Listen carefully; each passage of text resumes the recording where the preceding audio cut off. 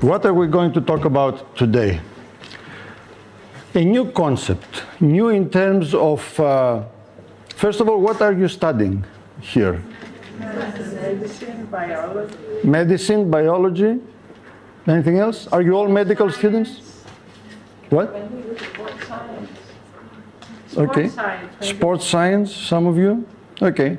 So what do they have common, all of these things that you just mentioned, and nutrition, exercise, physiology, medicine, psychology, etc.? What do they have in common? The body? The person is the common thing, okay? We all work about a person. So a person is a whole being. That's what we are missing now in modern medicine. Everybody in medicine, for you that you go into medicine, you will be super specialized in something. Some of you, 15 years from now, you will only know things about this part of the body. You will know nothing about this part, or any other part. And this is terrible and very nice also. Because if I have a problem here, I would like to come to you. But if I don't know where my problem is, then I have a problem. Where am I going? If I feel bad, where do you go? To the doctor that treats bad feelings? So that's the problem with modern medicine and modern science, is that it's super specialized. And by being super specialized, we're very good at treating a specific thing that we know what it is, but we're not good at treating things that maybe are from multiple etiology. You know, something that exercise affects it, physical activity, nutrition might affect it, the sleep might affect it, our marriage life might affect it, our social life might affect it. And you don't know because you're too young, but you will know soon that if you don't have a good relationship with your wife or your husband or your boyfriend, the next day your health is not good because you're stressed, you're not going to sleep well, you're not going to eat well, you might smoke a little more, you might drink a little more. So marriage life affects your health. Health affects your marriage life. Because if you don't sleep well, if you don't eat well, you cannot have sex that night with your wife, and she will be complaining. So that will destroy your marriage life. So marriage life destroys your health destroys your marriage life. So what is the outcome of this? You keep the two separate. Never get married. Thank you very much for your attention, and have any questions? So, because this area is very, very complicated, I asked the help of this gentleman here, Mr. Nikolakis, to help me explain what is the Mediterranean lifestyle and why has been considered one of the healthiest lifestyles in the planet. So let's hear what he has to say.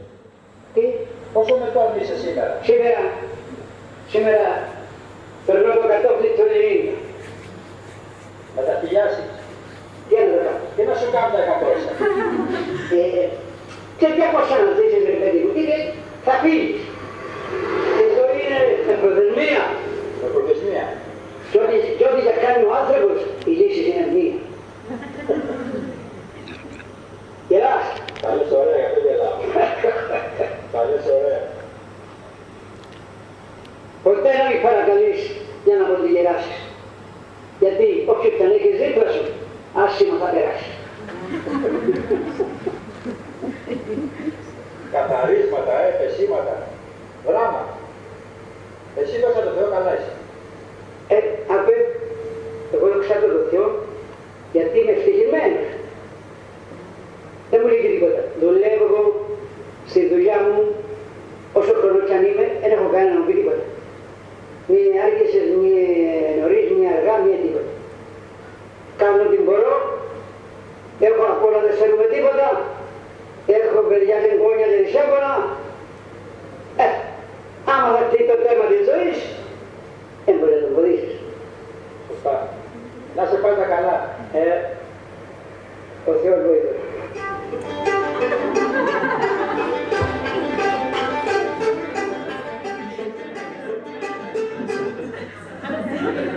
So now, thank you for your attention. Now is the end of my talk because Mr. Nikolakis actually said everything.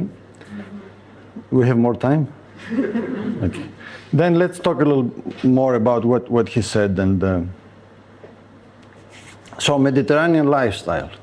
We'll go back to Mr. Nikolakis and we will listen to him again at the end. So the term Mediterranean lifestyle or Mediterranean diet that I'm sure everybody has heard here and maybe you're practicing it or you definitely have listened people talking about that. It has to do with the Mediterranean region. And this is a region that is very unique. Why is it unique? Because it's the crossroad of 3 continents. This is the only part of the world where this is happening. The geological diversity is huge. And the climate is very unique. Why? Because it's in the middle of Africa with all the warm winds coming up and the north of Europe with all the cold winds coming down. And they meet here. And this is why the climate here is not hot, is not cold, is right there. And now you're telling me, yeah, but it's hot outside. Well, we haven't been down here to see what hot is, or it's cold, but you haven't been up there. So here, the climate is probably the best in whole of the world. And this is why probably the diet of these people in this area of the world has been studied as a means to improve your health or as a way to explain why these people in the Mediterranean region have been shown since the 60s when those studies started to be some of the best in the world. So in 1960s they did a study in 7 countries and they found that in Crete and a couple of other areas in Greece, people had almost 0 cardiovascular disease when in the US or Japan north of Europe, the heart disease was skyrocketing. They thought at the time that diet is the reason why this is happening. The diet can explain all of this. So this is how this Mediterranean diet pyramid has developed. Okay, what is this?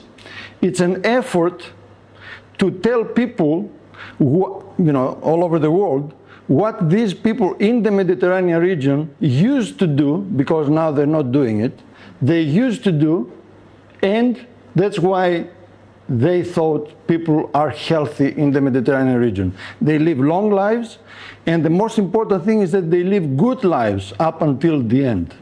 Because the important thing is not to live long lives, is to live good life. If the last 20 years of your life you're in a bed, you're not able to go to urinate, that's not good life, okay? It doesn't matter if you live to be 100. So this is the Mediterranean diet pyramid.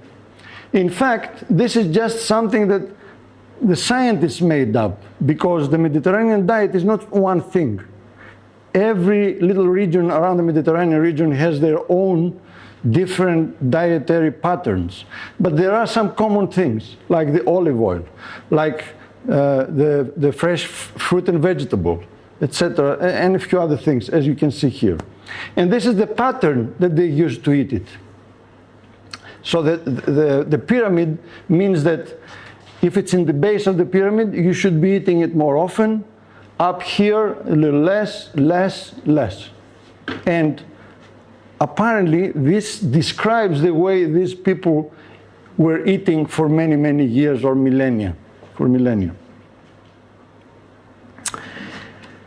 So, over the years, this thing, the effect of the diet on health, has been studied much more. And right now we have thousands of studies that if you put them together, you will find out that indeed, if you are following the Mediterranean diet and maybe other things, then you are doing well in this kind of diseases. However, unfortunately, the diet has been always in the center of this discussion about Mediterranean and health. So Mediterranean region, healthy, Mediterranean diet. And we came to feel or to understand that diet is in the center of all of this. It's like in the old days we thought that the earth is the center of the universe. That's what now scientists feel, and of course more the dietitians, that diet is the center of the universe. However, we know now that diet is not actually the center of the universe. Like like Earth is somewhere here. And there are other factors as well. This is also very important, but there are many, many other factors that they are important. So we know now from many, many studies that diet alone, for example, if you change, let's say, some dietary patterns, cannot explain the changes that you see over time, or by changing only your diet, this is not sustainable. So you change it for a month, for 2 months, 6 months, maybe your weight also changes, but then you're going back to that. So by doing this change, if you're successful in doing it, and it's very difficult, does not explain what is happening in terms of health. Or if you take it from the other way around, just the diet, the Mediterranean diet, does not explain why the Mediterranean people have been living so in the past long lives and healthy lives. So if not the diet, then what else is it that might affect this positive result, what's happening here in the Mediterranean region? Well, there are two ways to study the effect of factors on health. One is to do those studies. So you take 2 groups of people, and in one group you give them, let's say, to eat only meat. The other people eat only broccoli. And everything else is the same, and 6 months later you look at the effect. What happened to those people in terms of metabolic factors, etc., etc., etc. Or you are taking 2 groups of people. One group you allow them to sleep 9 hours a day. The other group you keep their sleeping time to 4 hours a day. And then 2 weeks later you're looking at their metabolic indices, etc. So that's a way to study individual factors. However, as I mentioned in the beginning, the person is not only what they eat or how they sleep or how they behave or how they drink or whatever. They are all of it. We are all of it at the same time. You cannot break down one thing because everything else is changing also at the same time. So in order to study something in real life, you have to study all of these factors together. So in other words, with meat, if you change the meat, what are you doing with other things? How is your sleeping affected? How is your physical activity affected? How is your family life affected? How is your social life affected? If you eat broccoli all day long, your social life might be affected badly because of gas or something, So you need to study all of these things together. But this, as you probably know, it's impossible because there are too many variables and you cannot really do any meaningful statistics with these variables. So, is there no hope in studying all of these things together? There is actually, if you look at things from a different perspective. In other words, you are finding a population that they are successful in having healthy and long and healthy lives, and you go and see what these people are doing. Why do they have long and healthy lives?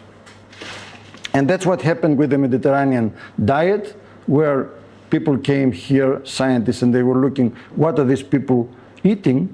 Now we move this thing one step forward, because as I said before, diet alone cannot explain the effect, so let's see what else is there. So many studies have started in this area. One of the better ones is the Icaria study. It's a study where people went to the island of Icaria. The island of Icaria is in the middle of the Aegean Sea, It's an island where people has been shown to live long lives and being active up until the end of their lives, 100, 102, 104 years old. Not all of them, of course, but a much bigger number than in many other areas of Greece and in Europe.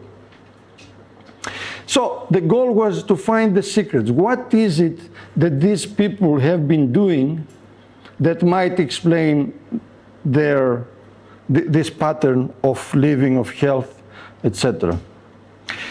And this is what they have found. One, and this is not in an order of importance, but the way they appear in the study. Having a purpose in life, it was a very, very important factor that was coming up again and again and again. What does purpose in life mean? What is your purpose in life? Nobody has any purpose in life? What is your purpose in life? You. Yeah. I guess reach my goals and become a doctor. Become a doctor, that's a good purpose. What else? What's your purpose in life? Have a good family life and enjoy every day. Good purpose. Did you know that before I asked you? No, I just came up with it. You see? I knew it. But it's important. From now on, your life will be much better. Because tomorrow morning you will wake up and say, oh, I have a purpose in life. If you don't have a purpose in life, it's a big problem. Not now. Now you're young. When you're older and your kids leave home and you finish your work and you go to retirement, many people at that age, they have no purpose in life. They woke up in the morning, they say, okay, now what am I doing? Should I go back to the club and play with other old, unhappy people there? These people, they say that they have a purpose in life. What is your purpose? Some of them to help their kids grow their grandchildren. Some of them to help them with good food, prepare good food, prepare.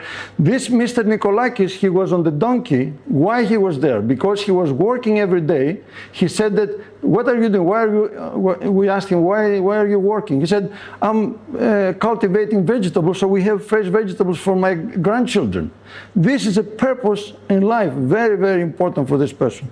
These ladies were nominated for the Nobel Prize because during this, there were a few years ago that we had many illegal Muslim refugees coming to Greece and coming to these islands, and they were, these people were helping them. So their purpose in life was to help these people that they were in need, because they knew that maybe one day they will be in need, other people should help them. But that was their purpose in life at that point, because they had finished already with the grandchildren, etc. And as you can see, they're helping those refugees. So purpose in life is important. How important is it? Well, now it's not what these ladies are saying, but now we know from big studies that having a purpose in life, your survival probability, if you have a purpose in life, is up here. If you don't, you're down here. So before you got the purpose in life, you were here. Now you're here. How different is this? This is 0.75. This is 0.9. You know what that means? I don't know either, because I'm not a statistician, but it looks big. It's a 15%, it's a huge difference in terms of survival probability. So why is it? Why having purpose in life is important? Because it gives you something to live for. There are studies showing that if a high power executive, someone that is working in a very stressed environment, suddenly for some reason they stop working and they have nothing to do. They die within 5 years. They're 65 years old, and by 70, 75 years old, they're dead. Why? Because you see them that they are like they're losing the life. You know, life is going away because they have nothing to do. Companionship and avoidance of isolation. That's another thing that was very, very important and very high up in those people. It was obvious that companionship and living with other people, socializing, was a big part of these people's life. Now, you can say, of course you're socializing. I mean, here we go every day to school, you know, we have friends, we have boyfriends, girlfriends, etc. Well, maybe you do now, or maybe you don't. Unfortunately, also with the pandemic, etc., people have moved apart. But when you're getting older, it's very, very easy for you to be alone, have no friends, either because your friends have died or because you don't like them anymore, because as you grow older, you tend to not like too much bullshit. You know, you don't accept people, you know, strange people, etc. And it's possible that you grow up to be alone. But that was a very important thing that was happening in their lives. Maintaining strong family ties, a very important part of this lifestyle. Now you'll tell me, of course, you know, family ties, of course, with your mother, with your father. Well, that's not apparently the norm in many, many countries, in many societies. People do not have good family ties. People do not have a strong family presence in their lives. People don't feel like if something happens to their lives, they can go back and crash in their old bedroom and they will be very welcomed. In Greece, that's happening maybe too much because mothers are very happy if their sons, you know, get divorced or they lose their jobs because they will move back with them. That's not also good. That's the other way, you know, the other extreme. But it's a better extreme than to ask your kid when he's 17 years old to start paying rent, and then if they fail at 22, they don't find a job, they end up homeless instead of, you know, coming back because you're not supposed to come back, you're not supposed to be, you know, you're supposed to be on your own, etc., etc. So maintaining strong family ties is a very important thing. Participation in social groups with common interest. Another very common factor over there. All of the islands in Greece, but especially this one, Ikaria, they dance all day long. I mean, every time something happens, oh, let's dance. Where are you dancing now? Well, I don't know, let's dance. You know, they dance 2-3 times a week. They find always excuses. You know, they close the stores. You know, stores in Ikaria, they don't have time. They don't open at 8 and close at 3. They open whenever they come back. You know, they say, oh, when is he coming back? I don't know. When is it going to open? Maybe, usually around 10. 10 what, in the morning? No, at night.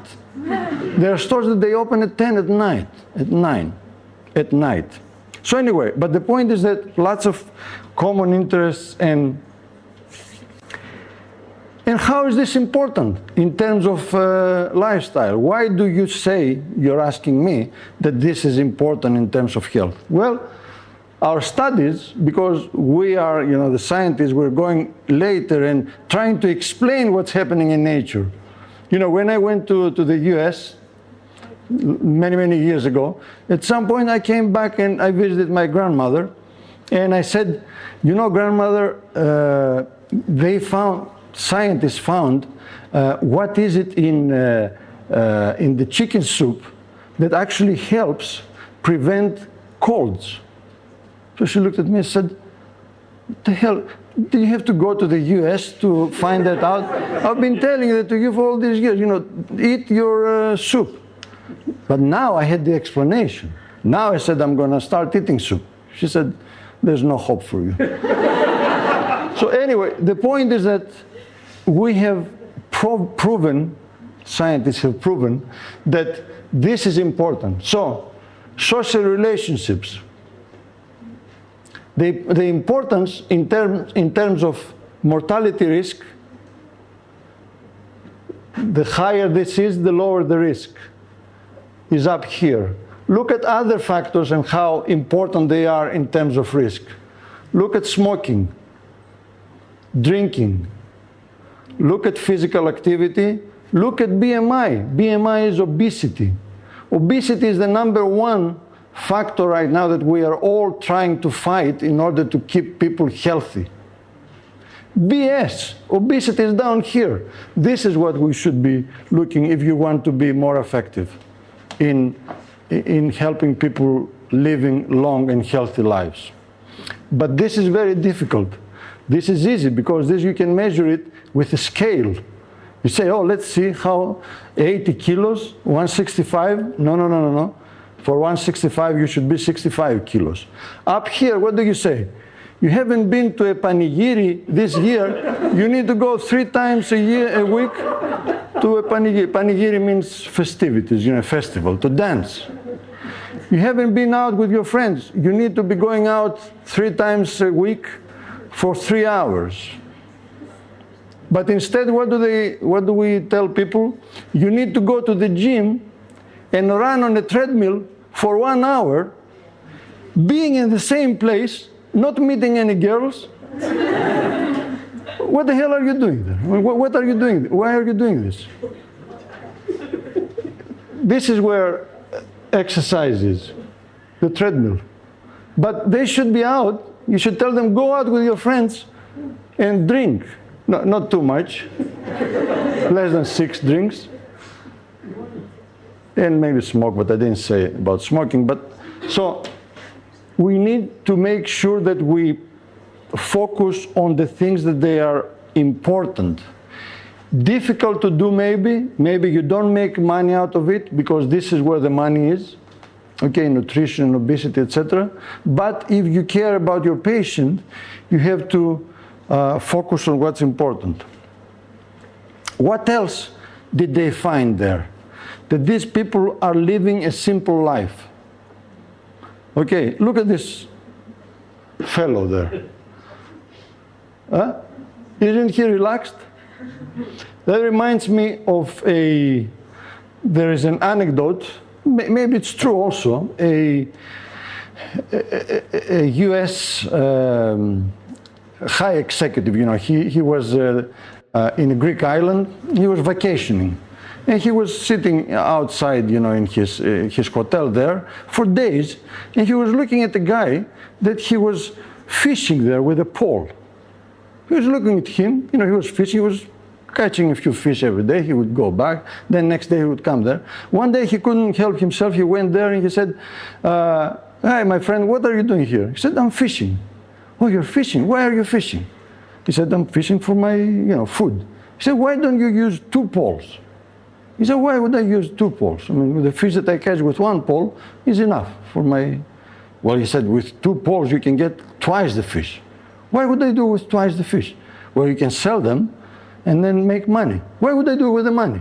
Well, you can buy a boat and then you can go out and have more fish. What I was going to do with all this fish? So you can sell them and buy more boats. What am I going to do with all these boats? So then you will have lots of money and you don't need to work. You can just, sit here and just fish. So that's what I'm doing. So why would he do all of these things? And of course, because then when he will be there fishing, he will be thinking about managing the boats. And he would be stressed and he would die. That's why he's not here. It was the other guy here that he went. This guy never got a 2nd pole and he's happy and healthy and poor. You might say, yeah, but he's poor. Well, but let's think about it when Mr. Nikolakis will come back again later. He is poor, but the other guy is rich. Yeah, but the other guy is not here. Huh? So let's talk about it later. Diet. Okay, is diet important? Of course it's important. I don't want you to leave this room and say Mediterranean diet is not important. It's important, but it's not the only one and it's not the most important. Okay, but it's important. Why? Because we're doing it at least 3 times a day. So we need to do something that, but what should we be doing with our diet? And more importantly, what should we be saying our patients about their diet? Our patients are coming in, they're not thinking about diet all day long as we are thinking as dietitians or physicians or whatever. They have other things in their mind. They're coming in, they're full of problems. And they're coming to you because they have a problem. The physician told them, go and lose some weight. That's why they came to you. Or they came to the physician because they found in their checkup that their metabolic indices are bad. But they're coming there to find something easy. They're not there to learn how many grams are in this food, what's the glycemic index of the other food, what is the diet quality of this food, and this and that. They want help. How are you going to help them? Well, depends on what the problem is. If their problem is not diet, you should not be helping with the diet. You should be focusing on what the problem is. But let's say that their problem is the diet. How much time do they have to work on their diet? And what is it important with diet? Right now, the diet industry, the nutrition industry, is one of the most complicated and confusing area in the world. Things are changing. They're changing on what is healthy, what is not healthy, etc. Every other year, if not month. Okay. Right now, everything that we knew 30 years ago, almost everything, it doesn't apply anymore. We knew that red meat is bad for you. There's no data whatsoever to show that if you eat red meat in moderation as part of a regular diet, there's anything wrong about it. Fat, saturated fat, terrible. No. Monosaturated fat, the best of all, no, etc., etc., etc. So what do you say to your patient if you don't have too much time to spend on it because you need to take care of the other things? Eat in moderation, eat everything. Don't worry too much about it. If you stress too much about something, then you're having a problem with this, stress management. So you stress about your diet, or you stress about your physical activity, you stress, you're doing something wrong. You're trying to do something correctly, but you are doing something wrong on another area. Conviviality is, what am I showing here? Oh yeah, so conviviality, you know what this term means? Conviviality means eat with other people, like be together with other people. Conviviality here is more important than the type of food that you eat. Imagine a super healthy food, eating it alone in front of your TV at night. And think of a less healthy food, but eating it with friends and laughing and having fun. Which one is healthier, you think? I don't know, but I think that it's probably the second one. At least for me, I'm much happier at the end of the second day, at the end of the second thing. So conviviality is very important. But that, of course, goes back to socialization, etc. Of course, it's better to do it the second way. Daily physical activity. Another source of huge stress for today's people. When you are in a very stressed environment where you have to wake up in the morning, take care of the kids, then run to work, then go back from work, go to the gym, exercise in the gym, take a shower, go back then to take the kids from the ballet school, and go back and cook for next morning. What do you think, what is problem with this picture? The picture is that the exercise that you will put in there because you have to, it's not going to offer you any benefit. In fact, it will make you sick. Why? Because you're going there and you're walking on the treadmill doing nothing. However, if you found some time during the weekend to go and play tennis with your friends that you love tennis, or to go and walk because you love walking, or you start taking the stairs at work, you know, people go to the gym to do Stairmaster, and they take the elevator to go to the gym to do Stairmaster. They don't use the stairs. Why? Because it's ingrained in there that exercise is only in the gym. Never go to the gym. Never, unless you love it. For some reason, I don't know why would you like to be in the gym, but if you don't, then just try to incorporate as much physical activity as you can in your daily life. Try to avoid psychological stress, but go for the physical stress. So if there are stairs in front of you, take always the stairs. If someone has to go and pick up something, you go, not the other person. Why would you do that? We take people to take care of our yard. So a person came to me a few years ago, and he thought I was crazy because I said he was coming there because he was paid anyway for many months. So I said, don't do it, just sit down and relax. I said, why would I do that? So I'm going to do it. I'm going to, rack the leaves, etc. He said, but you're paying me. I said, yeah, I'm paying you. That's a stupid thing. I'm paying you to do physical activity, and then I will pay again the gym to do physical activity myself. So why would I pay you and the gym? And why don't I do it myself? You see the problem here?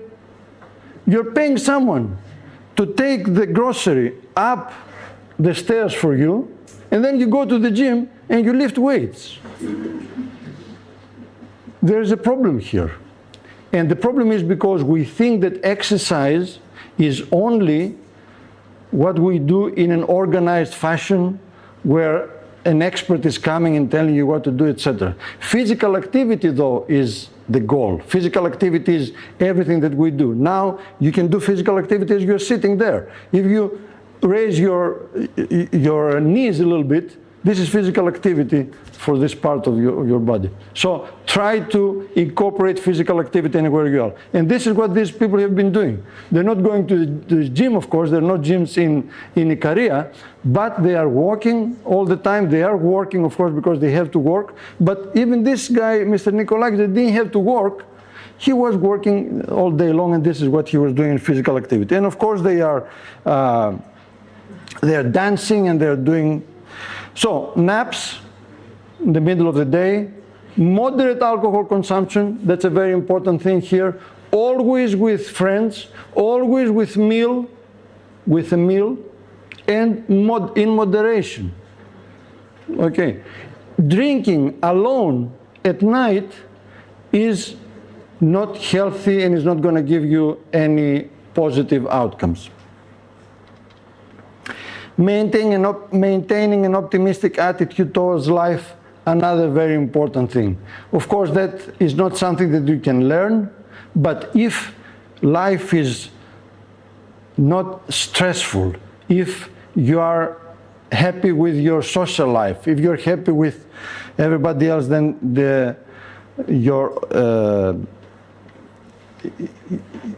attitude towards life is very optimistic. So, let's go back to this diet pyramid then. This is not the whole picture of the diet pyramid. The diet pyramid is not this. The diet pyramid, the way it is right now, it has water, it has wine in moderation, and it has all of this down here. So why are we calling this diet pyramid? This is not the Mediterranean diet pyramid. This is the Mediterranean lifestyle pyramid, which of course needs to be changed because here there's lots of, but all of these factors, and why are they here? Because now we know with all these studies that I mentioned before, that these factors are extremely important if you're talking about health, because this is for health. We're not doing that just to have a good mark, oh, your diet is good, okay, 100, you can go. This is to improve health, but we know that only this doesn't do it. You need this, you need this, you need the other things, etc. So let's listen to Mr. Nikolakis again. Let's see, what did he say?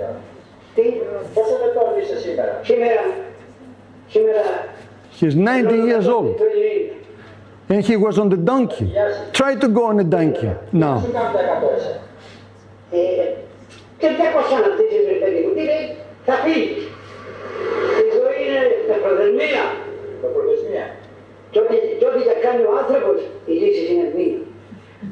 What does that mean? Do you know? whatever you do, there's only one outcome. He knows that you live and then you die. He is not trying to die to live forever. Okay, and what else did he say later? He said, I'm working. He's 92 years old.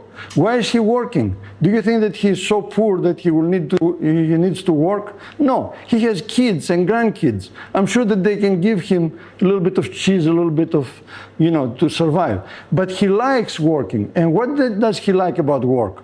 That he has no one to tell him when to go, how, so he enjoys the work that he's doing. If he was doing stressful work, then that would have killed him already. But he's doing something that he has a purpose in life. He goes every day because he wants to have fresh fruits, vegetables, etc. for his kids, etc. And then at the end, what did he say? He said, I'm happy. I have kids. Nothing, I'm missing nothing, he said. But as you can see, he has a donkey, he's not a rich person, but he says, nothing is missing. I have kids, I have grandkids, I'm happy, he said. And then he said, thank God, let's go now. And at the end, we will die. Okay, that's good. So, the goal is not only to live well, though. And that's where I want to stop. The goal is also to die well. And how do you die well? The usual trajectory of nowadays people's life is like this. So quality of life is very good at these early years where you are. But then as life goes on, quality of life goes down gradually. And from that point on, from that point down, the quality of life here is not good. And then at the end, ta-da, you die. So what should we try to do in terms of, and of course that's the problem now, that modern medicine prolongs suffering actually, doesn't prolong life, unfortunately. They keep you alive, they don't allow you to die. I want to die. No, you're going to stay alive. Why? Because that's what ethics say or whatever. So is this person alive? No, he's dead a long time ago. They don't allow him to go. So the goal should be find a way to be up there for as long as you can. Maybe not up to this point as before, but maybe here. And then one night, after you have come back with your donkey from working all day long, and you play with your grandkids, and you eat a nice meal, and you drink a little wine, and you have fun with your kids, and you have sex with your wife, then at 92 years old, you die. Isn't that a good death? Instead of staying, not 92, 82, instead of staying until 90 on a respirator? No, that's not a good deal. So, some take-home messages. Our goal for ourselves and of course for our patients is eudemonia. Eudemonia means, eudemonia is not happiness, evdemonia in Greek. It's not happiness because we cannot be happy all day long. Eudemonia is at the end of the day or at the end of your life, the whole feeling to be positive. So you will have your bad moments, you will have your unhappy moments, you have everything. But at the end, everything will be a positive feeling. So, in terms of everything, health and the way you feel. You can achieve that by living a full life. You should not be living, we should not tell our patients, don't do that, don't do this, don't do the other thing, etc. Everything in moderation. That's the easiest thing to say. But everything. So you eat meat, but you eat broccoli also. So you go to the gym and you play outside if you want to go to the gym. So you drink, but drink a little bit, etc., etc. Better be okay on all rather than be perfect in one or two. So I'm taking care of my physical activity. I'm perfect. I'm doing exactly what I have to do, 150 minutes per day and per week, and then I'm also eating perfectly. But I don't sleep well, I'm full of stress, I smoke all day long. What good is there? No. Be okay in most of them, or all of them, it's much better than being perfect in one and and don't do anything about the others. So the traditional Mediterranean lifestyle, we feel that you may not live, of course, 1,000 years, but you will enjoy your years. So this is why we have created this Lifestyle Institute, Mediterranean Lifestyle Institute, in the city of Leros, the island of Leros. And next year we will have our first conference defining the Mediterranean lifestyle, because all of these things that I told you, they are just by observation, but we need to find out exactly what do we mean by lifestyle medicine, the Mediterranean style, and how we can make that easy for our patients to follow, not only in Cyprus, but also in Greece, in Italy, in Germany, in Japan, in Norway, because we're talking about lifestyle medicine, and we want to promote this lifestyle as a paradigm for worldwide lifestyle medicine interventions. So to prepare for this, we have created a few task groups, and if any of you, not the students unfortunately, but faculty, etc., they would like to participate in any of these, please contact me, and you can, the meeting is by invitation only, but you will be able to participate one way or another. So, thank you for your attention. Sorry it took so long, but I'm open for questions if there are any.